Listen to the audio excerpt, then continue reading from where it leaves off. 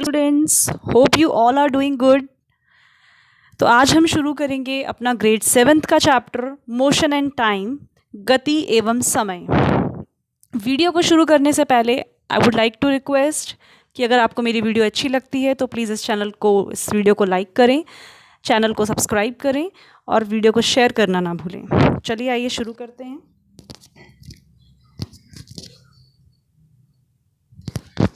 Motion यानी कि गति।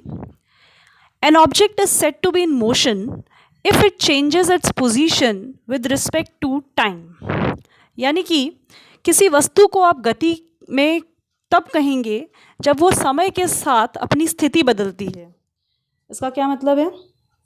इसका मतलब है, मान लीजिए एक व्यक्ति ए पर खड़ा है, ठीक है, ए पॉइंट पे खड़ा है और वो यहाँ से चलता है, 5 मीटर चलता है और वो बी पॉइंट पे पहुँच जाता है। तो उसने अपनी पोजीशन चेंज करी है, ए से अब वो बी पर आया है। इसका मतलब उस ऑब्जेक्ट के अंदर, उस व्यक्ति के अंदर मोशन है, यानी कि गति है। ऐसा साइंस कहती है। अगर मान लीजिए एक व्यक्ति ए पर खड़ा है और समय आगे बढ़ रहा है, पहले 1 सेकेंड हुआ, 2 सेकेंड, 3 सेकेंड, लेकिन उसकी पोजीशन वो आगे नहीं बढ़ा, उसकी पोजीशन यही बदली, तो इसका मतलब वो मोशन में नहीं है। क्लियर है? आगे चलते हैं। एग्जाम्पल है a man walking on the road. इसके बहुत सारे एग्जाम्पल्स हो सकते हैं। A car moving on the road, a man walking on the road, all are examples of motion. Next है टाइप्स ऑफ मोशन, यानी गति के प्रकार पढ़ेंगे। पहला है हमारा लीनियर मोशन, यानी कि रेखीय गति। लीनियर मोशन यानी कि if any object moves from one point two another in a straight line, इसे फोकस करेंगे। If any object moves from one point two another in a straight line, तो उसे हम बोलते हैं straight line motion, linear motion या रेखीय गति बोलते हैं। गति का वह प्रकार जिसमें वस्तु एक बिंदु से दूसरे बिंदु तक सीधी रेखा में जाती है, उसे रेखीय गति कहते हैं। एनी मोशन, जहाँ पर आप, ऐसा मोशन जहाँ पर आप एक पॉइंट, मतलब कहीं से भी जा रहे हैं एक पॉइंट से दूसरे पॉइंट तक, लेकिन आप सीधा मूव कर रहे हैं। अगर आप इधर उधर मुड़ गए, ये तो हमारा लीनियर मोशन नहीं कहलाएगा। आगे बढ़ते हैं। नेक्स्ट है हमारा ऑसिलेटरी मोशन, यानी कि दोलन गति। The rapid to and fro motion of an object, इस पर फोकस करेंगे। To and fro motion of an object around the equilibrium और mean position is called oscillatory motion. इसमें घबराएं ना। इक्विलिब्रियम का मतलब मैं आपको बताती हूँ। जैसे आपने सबने सिंपल पेंडुलम देखा होगा, ये एक दोलन है, ठीक है। ये भी मैंने एक फिक्स स्ट्रिंग से ऐसे बांध रखा है, यहाँ पर ये फिक्स हो रखा है। टू एंड फ्रो का मतलब होता है, टू एंड फ्रो का मतलब इधर उधर, इधर उधर यानी कि बैकवर्ड फॉरवर्ड। अगर कोई वस्तु यानी कोई भी चीज़ इधर उधर मूव करती है, ये इसका फिक्स पॉइंट है। पहले सपोज मैंने इसको यहाँ से फोर्स, यहाँ पे इस पर फोर्स लगाया, ये यहाँ से गई यहाँ पर, ठीक है, फिर ये वापस आएगी यहाँ पे रुकेगी नहीं है, फिर यहाँ पे आगे जाएगी इसकी एक्सट्रीम पोजीशन पे, फिर यहाँ पर वापस आके अगर ये रुकती है, इसको हम एक ऑसिलेशन मानते हैं, यानी कि एक दोलन मानते हैं, ठीक है। अगर कोई ऐसा ऑब्जेक्ट है जो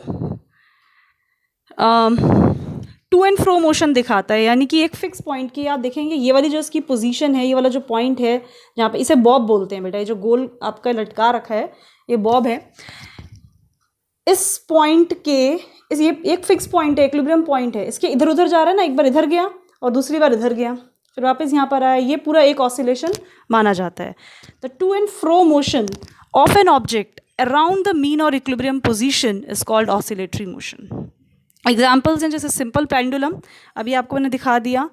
जितने भी वाइब्रेटिंग स्ट्रिंग्स वाले इंस्ट्रूमेंट होते हैं, म्यूजिकल इंस्ट्रूमेंट, जैसे गिटार हो गया, सितार हो गया, उसमें अगर आप एक बार वाइब्रेट करो स्ट्रिंग को तो वो वाइब्रेशन शो करती है, यानी कि ऑसिलेशन शो करता है एक मीन पोजीशन के।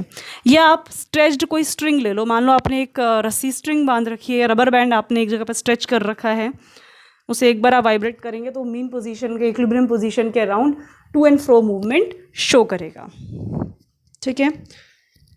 नेक्स्ट चलते हैं सर्कुलेटरी मोशन। सर्कुलेटरी मोशन यानी कि वृत्तीय गति। जब कोई body, when a body moves in the shape of a circle about a fixed position and about a fixed point and a fixed radius, then body is said to be in circular motion. बिल्कुल simple है, नाम से पता लग रहा है. Circulatory motion क्या होगा? जब कोई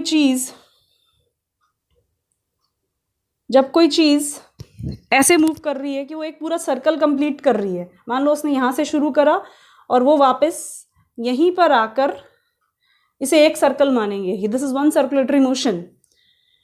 fine. When a body moves in a shape of a circle about a fixed point, ये एक फिक्स्ड पॉइंट था, उसके अराउंड मूव कर रही है. And about the fixed radius, radius वही है, ये नहीं है कि वो ऐसे कैसे भी मूव कर रही है. इसी रेडियस पर, रेडियस उसका फिक्स है. ठीक है. दिस इज एग्जाम्पल्स हैं. ब्लेड्स ऑफ विंडमिल, विंडमिल आपने देखा होगा, हाँ. या फिर आप ब्लेड्स ऑफ फैन कह सकते हो, जो आपका सीलिंग फैन है, रोटेटिंग सीलिंग फैन है, उसके ब्लेड्स जब वो रोटेट करते हैं, so they all shows circulatory motion. Fine. और you can say motion of earth around the sun. आगे बढ़ते हैं. पीरियोडिक मोशन, सबसे इंपॉर्टेंट है ये, आवर्ती गति.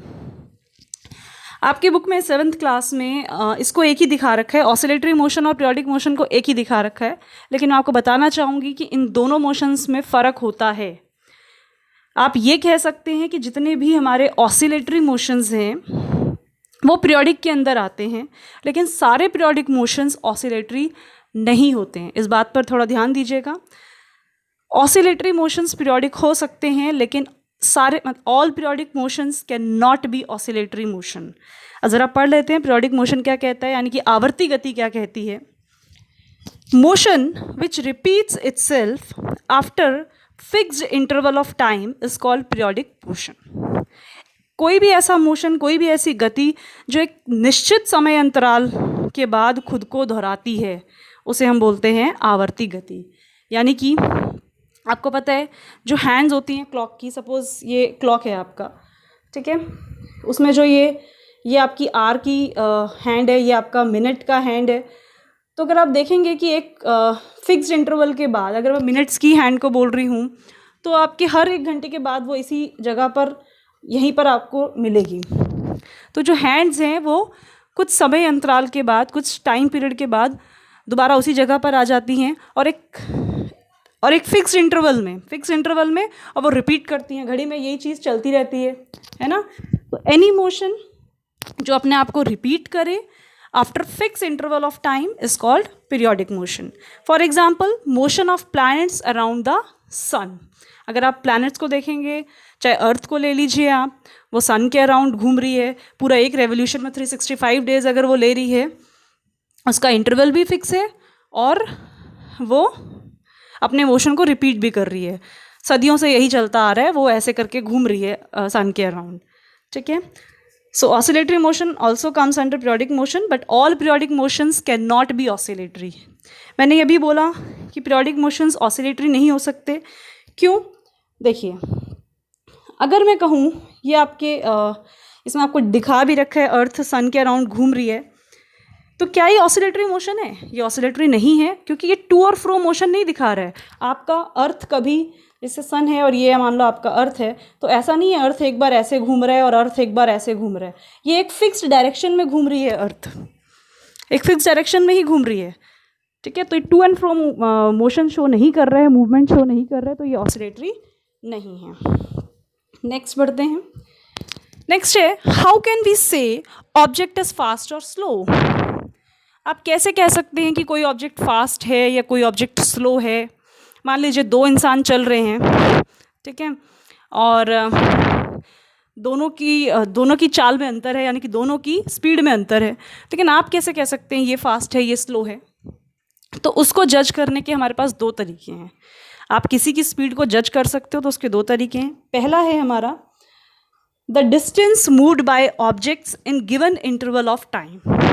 या तो आप आपने समय अंतराल फिक्स कर दिया, टाइम फिक्स कर दिया, फिर आप दोनों चीज़ों की चेक कर रहे हो कि किसने दूरी तय ज़्यादा करी. ठीक है. मान लीजिए 2 लोग रेस लगा रहे हैं, ठीक है, मैंने दोनों का टाइम फिक्स कर दिया कि आपको 1 मिनट दिया जाता है, और 1 मिनट में एक व्यक्ति जो है वो 50 मीटर जाता है और दूसरा व्यक्ति 100 मीटर जाता है.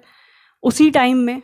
तो जिसका डिस्टेंस ज़्यादा है यानी कि 100 मीटर वाला, इसका मतलब उसने दूरी ज़्यादा तय करी है, इसका मतलब उसकी स्पीड ज़्यादा रही होगी। पहली चीज़ तो ये है जज करने का। दूसरा है वन हु टेक्स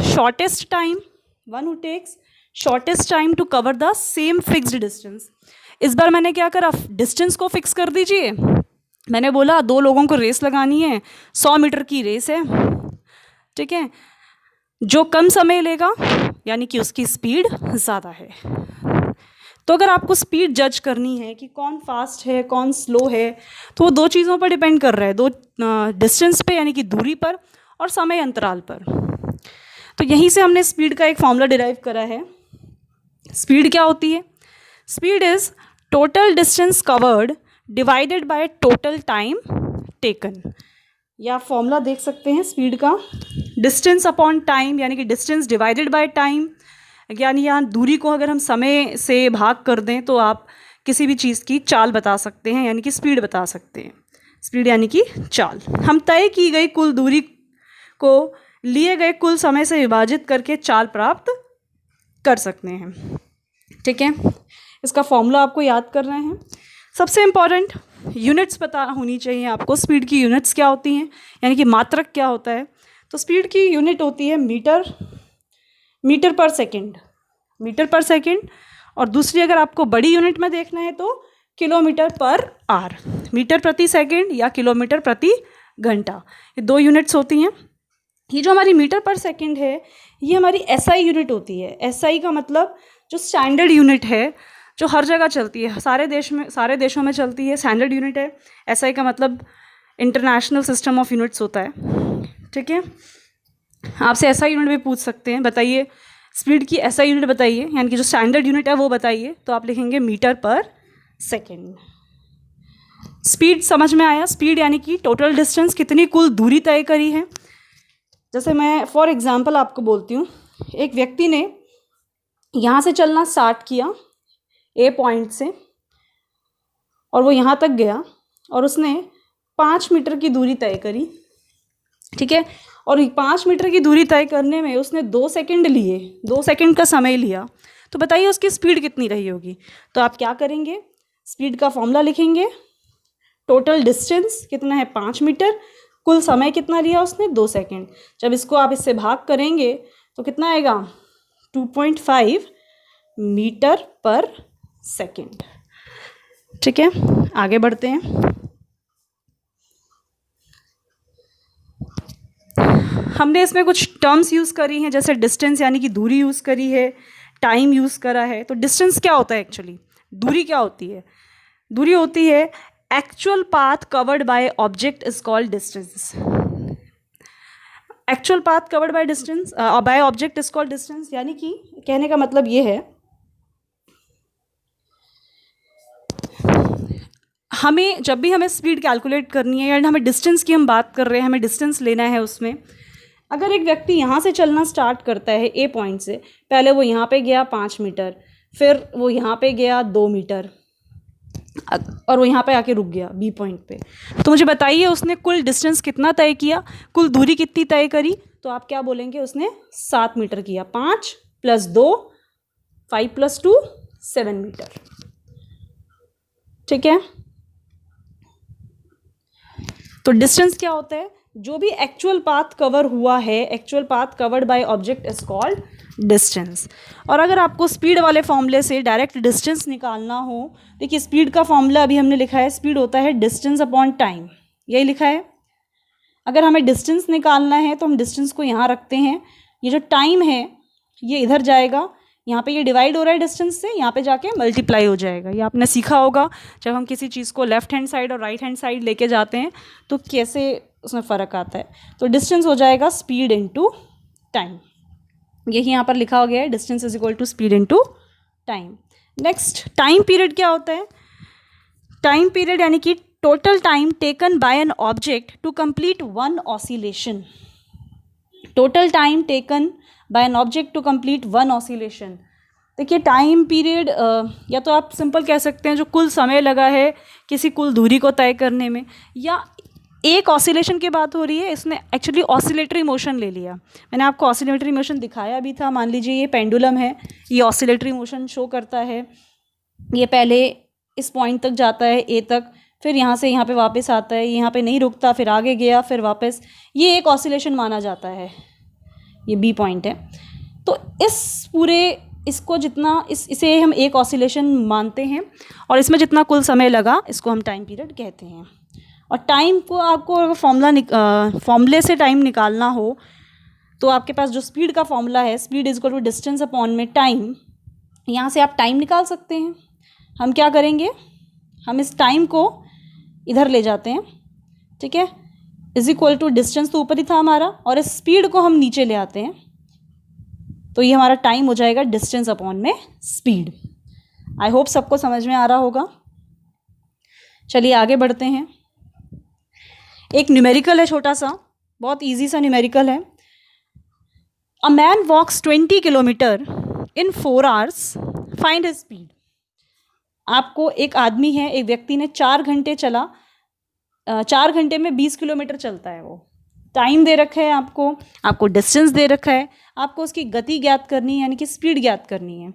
तो हम सॉल्यूशन में देखेंगे, डिस्टेंस उसने कितना किया 20 किलोमीटर, टाइम कितना किया 4 hours, और हमें स्पीड का फॉर्मूला पता है distance upon time. Speed is equal to distance upon time.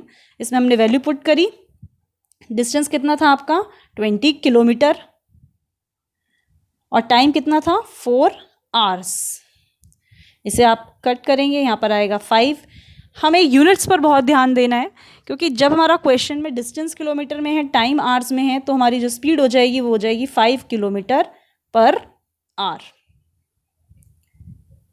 आगे बढ़ते हैं, हम देखेंगे units of measurement. Units of measurement यानी कि जो इतना भी हमने अभी पढ़ा उसमें जो डिफरेंट टर्म्स यूज़ हुई, उसमें कौन कौन सी यूनिट्स, जैसे टाइम है,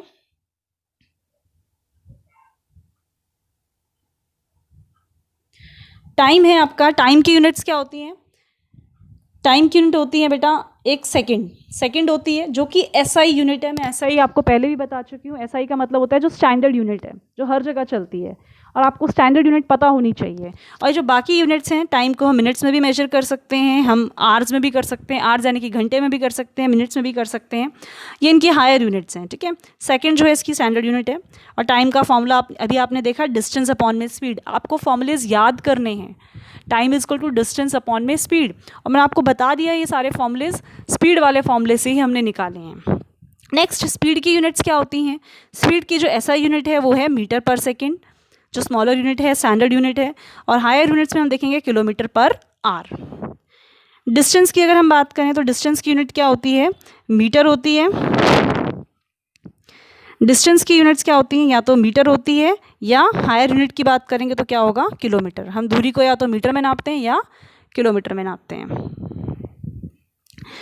चलिए नेक्स्ट पार्ट के लिए मेरी नेक्स्ट वीडियो देखना ना भूलें। Thank you very much.